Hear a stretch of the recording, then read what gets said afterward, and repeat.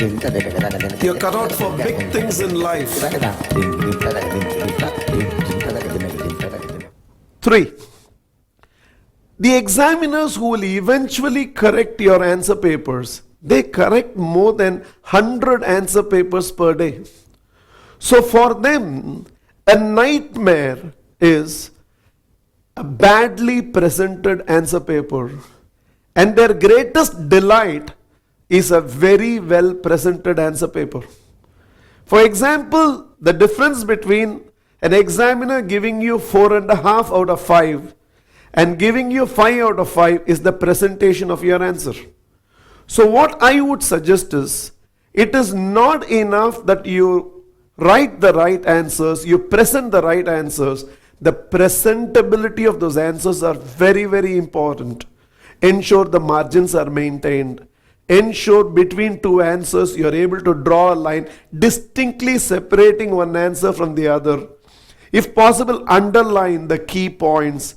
Just those little detailing on how you present the answers in the exam will go a long way on how the examiner who eventually corrects your paper views your answers. So do not overlook the presentation of your answers are as important as the answers themselves. Just for example, as you're watching, suppose there is a big patch of dirt here. You will not even concentrate on what I am telling you. You will be distracted by the patch of dirt that is there in my kurta. Same is the case with an examiner. How you present the answers is going to change the mood with which they correct the answers itself, and it's going to go a long way in the entire process of how your answers are going to be evaluated.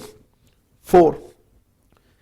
Do not search the entire question paper with a mindset, which are the questions for which I don't know the answers. In fact, first go through the question paper and start answering all the answers which you are thorough with. See, what happens is, the first few answers that you write almost builds the mindset of the evaluator on how they see the rest of the answer paper.